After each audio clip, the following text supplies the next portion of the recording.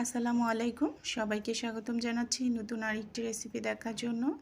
আর আমার আজকের রেসিপি হচ্ছে একটা ডিম আর কলা দিয়ে একটা মজাদার পিঠার রেসিপি। খুব অল্প সময়ের মধ্যে আপনারা ঝটপট এই পিঠাটা তৈরি করে নিতে পারেন, খেতেও কিন্তু অসম্ভব মজাদার হয়ে থাকে। আশা করছি আমার আজকের রেসিপিটি সবার কাছে ভালো লাগবে। তো ভালো লাগলে ভিডিওটি ফ্রেন্ডস এবং ফ্যামিলির মাঝে শেয়ার করে দিতে পারেন। আর ভিডিওটি দেখার শুরুতে অবশ্যই একটা লাইক দিয়ে দেখা শুরু করবেন।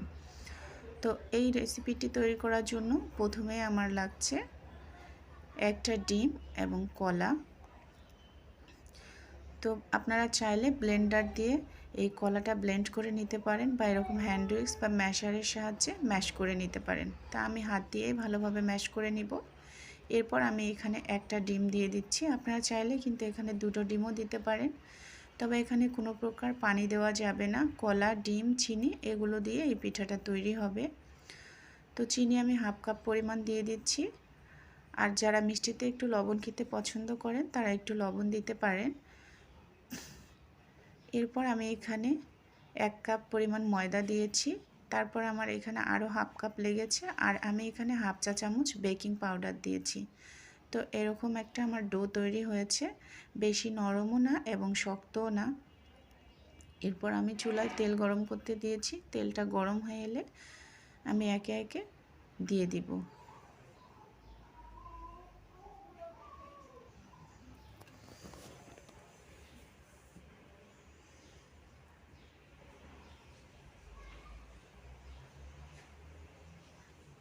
আপনারা চাইলে এর চেয়ে ডোটা আরেকটু শক্ত করতে পারেন।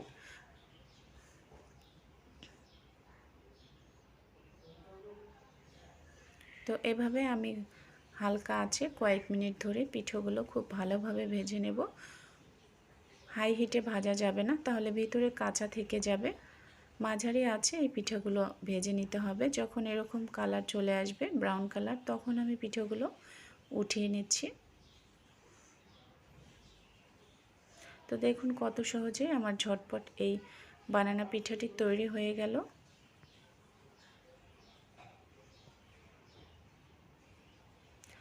তো আশা করছি আমার আজকের রেসিপিটি সবার কাছে ভালো লেগেছে।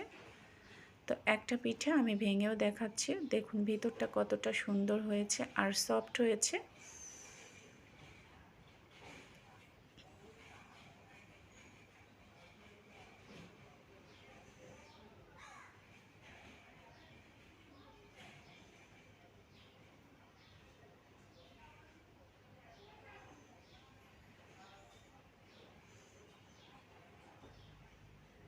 তো এতক্ষণ ভিডিওটি দেখার জন্য সবাইকে অসংখ্য ধন্যবাদ।